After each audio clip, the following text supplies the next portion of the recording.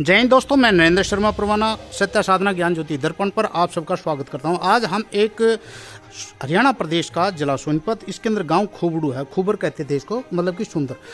और यहाँ पर एक बहुत ही सुंदर व्यक्तित्व हैं, राजेंद्र वर्मा, कार्टूनिस्ट हैं। इन्होंने बहुत अपने जीवन के अंदर कला को महत्व दिया। आज मैं आपकी जो विशेष जो चर्चा करके आप तक कुछ संदेश लेके आ रहा हूँ, इसे जरूर बने रहिए हमारे साथ में। और मैं सबसे पहले स्वागत कर लूँ, वंदन करूँ, अभिनंदन करूँ राजेंद्र वर्मा खोडू जी, आपका ज्ञान ज्योति दर्पण के सत्य साधना चैनल पर स्वागत करते हैं। तो आपका जो सफ़रनामा है, थोड़ा सा हम उसके ऊपर चर्चा करें। उम्र कितनी होगी है साहब आपकी? मैं परवाना जी 54वें साल में हूँ। अच्छा, बहुत बढ़िया। ये जीवन के अंदर आपको जो कला है, खासकर आपको कार्टूनिस्ट बनने का शौक जो हुआ, वो अपने आप वैसी ही हो गया था या किसी से आप प्रेरित हुए थे? नहीं, जैसे बचपन में ये कॉमिक्स छपती थी उस वक्त, उस समय में हाँ, कार्टूनिस्ट प्राण की ज़्यादा चलती थी जी। चाचा चौधरी, साबू, उनको देखकर ये जो ना हमें जीवन में कुछ मतलब इस तरह की इलस्ट्रेशन करने की इच्छा जागृत हुई और उनकी नकल करके हम करते थे परवाना जी। और धीरे धीरे जैसे दूसरी तीसरी क्लास से मुझे याद है कि मैं भगवान श्री कृष्ण की ज़्यादातर वो जो मुकुट में चंदा लगता मुकुट बनाते जी, थे जी। और फिर कुछ पिस्तौल वगैरह इस तरह की जो ना इलस्ट्रेशन करते रहते थे स्लेट पर। पेन तो मिलता ही नहीं था, तो पेन होती थी या उसकी कलम जो जिसके पोरे से बनाई जाती थी, जिसे तख्ती लिखी जाती थी। वैसे पेन तो निब का भी यूज़ करने की हमें इजाज़त नहीं होती थी उस वक्त, तो स्लेट पर इस तरह से हम स्लेटी से बनाते थे, मिटा देते थे। और इस विषय में पिटाई भी खूब टीचर की हम खाते थे, क्योंकि ये शायद बदकिस्मती नहीं कहूँगा कि मैं ये अवेयरनेस नहीं थी उस वक्त हमारे टीचर्स में कि किसी स्टूडेंट के अंदर यदि इस तरह की प्रतिभा है तो वो उसको ऊपर उठाने की चेष्टा नहीं करते थे। इसके उल्टे की पिटाई करके ये कहते थे कि अपना सारा समय तू व्यस्त रह करके इसमें बेकार में जो है ना नष्ट कर रहा है, तो अपना ध्यान पढ़ाई पर लगा। तो राजेंद्र भाई, सबसे पहले आपने जो चित्रांकन कब किया होगा, याद आता है कुछ? सबसे पहले चित्रांकन तो खैर मैं शुरू में करता ही था, शुरू से ही। आपकी यादगार में कौन सा बढ़िया रहा? हाँ, मैं मेरे ख्याल से लगभग ये 10 या 11 साल का होऊंगा, उस वक्त छठी कक्षा में हूँ। वाह, क्या बात है। ये हमारे गांव के नज़दीक है झाल खोबड़ू की, जिसको बोलते हैं, काफ़ी फेमस है। हाँ जी, हाँ जी। तो उस वक्त संडे वाले दिन वहाँ पर अंग्रेज़ लोग आते थे। अच्छा। मछलियाँ पकड़ते थे और वहाँ पर घूमने के लिए आते थे, क्योंकि दर्शनीय स्थल होता था। तो एक दिन संडे के दिन हम किसी अपने साथियों के साथ वहाँ पर गया हुआ था मैं। तो एक अंग्रेज़ को मैंने उसको इस घटना को फेसबुक पर भी शेयर किया था। अच्छा। तो वो अंग्रेज़ मुझे बहुत अच्छा लगा, निक्कर पहने हुए था, मोटा सा था, और तो उसकी इलस्ट्रेशन मेरे दिमाग में बैठी और घर आके मैंने उसका चित्र बनाया। अगले संडे हम गए तो फिर उनसे मुलाकात हुई, तो मैंने उसको वो चित्र दिया।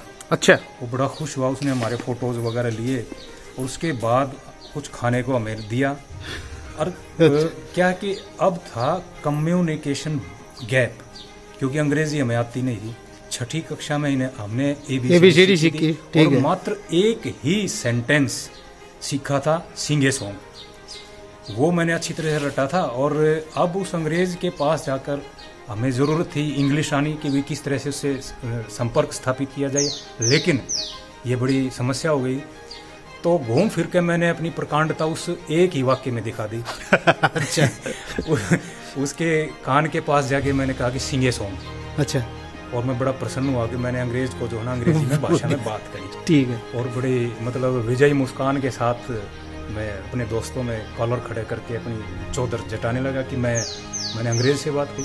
तो वो अंग्रेज़ समझ तो गया था, बड़ा खुश हुआ। फिर उसने मुझे अपनी वो मछली पकड़ने वाली जो बीन होती है वो पकड़ा के और कार की तरफ चला गया। उसमें से कुछ खाने की चीज़ें लेके आया। इस दौरान में वो मछली फंसी उसमें बीन में, और वो बड़ा खुश हुआ, बड़ी अच्छी मोटी। तो ये सबसे पहला इलस्ट्रेशन जो मैंने घर बैठ के इमेजिनेशन से उस अंग्रेज़ का बनाया था, और वो अंग्रेज़ इसको अपने कैमरे में भी कैद करके ले गया था। काफ़ी साल पहले की बात हो चुकी है, 80 से भी पहले की। Very good. जो आपका कार्टून बनाने का दौर और वर्तमान का जो सफ़र आप देख रहे हैं, इन दोनों में आप अंतर क्या महसूस कर रहे हैं, थोड़ा इसके बारे में भी ज़रूर बताएं। देखिए सर, उस वक्त जब कार्टूनिंग तो मैंने शुरू की भी नहीं थी, मैं इलस्ट्रेशन करता था, रियलिस्टिक कॉमिक्स आर्टिस्ट था। तो उस वक्त कार्टूनिस्ट सबसे ज़बरदस्त होते थे आर.के. लक्ष्मण जी, जिनका मैं ज़बरदस्त फैन रहा हूँ। और उनके ये कार्टून्स मैं टाइम्स ऑफ इंडिया में यूज एडिट नाम से आता था, उनको खूब पढ़ता था। तो उनको एकमात्र कार्टूनिस्ट मैं ज़बरदस्त मानता था। तो इसके बाद जब इलस्ट्रेशन का, रियलिस्टिक का ज़माना उस वक्त ज़्यादा था कॉमिक का जी, तो मैं खूब बनाता था, घर से बना के बेचता था। कई फर्म्स के साथ, वेद प्रकाश शर्मा जी हैं जो नॉवलिस्ट है, बहुत बढ़िया। उनके पास, उनकी फर्म में मैंने काम किया। तो वो हमेशा कहते थे कि ये चीज़ें कभी ख़त्म नहीं हो सकती। अच्छा। ये कॉमिक और ये वहम, खुशफहमी हमारे दिमाग में भी थी, जब तक इस संसार में बच्चे हैं, तो सृष्टि में यदि बच्चे हैं तो कॉमिक्स का काम ख़त्म नहीं हो सकता। हमने इसको परमानेंट काम सोचकर इसको एडॉप्ट कर लिया। ये हमारी बड़ी गलती थी और ये खुशफहमी भी थी। तो हुआ क्या, धीरे धीरे इसके बाद कार्टून चैनल जब स्टार्ट हुए तो हमारा ये सारा का सारा काम धराशायी हुआ। अच्छा, इसका मतलब झटका लगा उससे। जी। और लोग, बच्चों, आज की जनरेशन कॉमिक को शायद जानती भी नहीं है। उनको पता ही नहीं कॉमिक्स होती क्या है। और वो ऐसा दौर था, वो ऐसा समय था कि गांव के बच्चे मुझसे कॉमिक किराए पर लेकर जाते थे। कई हज़ार की संख्या में मेरे पास कॉमिक्स थी और मैंने खुद अपनी बनाई हुई कॉमिक्स को भी तवज्जो नहीं दी, क्योंकि मुझे इसकी अहमियत का पता नहीं था। कलेक्ट नहीं कर पाया, वो सब इधर उधर रिश्तेदार वगैरह उठा कर ले गए। तो आजकल आप देखेंगे पहले के कार्टूनिस्ट और आज के कार्टूनिस्ट, दिन रात का अंतर। आज जिसको आड़ी टेढ़ी नाक बनानी है वो एक कार्टूनिस्ट बन बैठता है। उसको ज्ञान किसी चीज़ का है नहीं, वो सिर्फ एक भड़ास निकालने के लिए अपने जो ना कार्टून बनाता है। बल्कि होना ये चाहिए कि कार्टूनिस्ट चाहे कोई भी हो, उसको अपना ध्येय सिर्फ अच्छाई और बुराई पर ही इंगित रखना चाहिए। और क्या गलत हो रहा है सामाजिक दृष्टि से और राजनीतिक दृष्टि से, जो भी गलत हो रहा है उस पर अटैक करना ही कार्टूनिस्ट का धर्म होता। बाकी मैं नहीं मानता कि वो कार्टूनिस्ट है।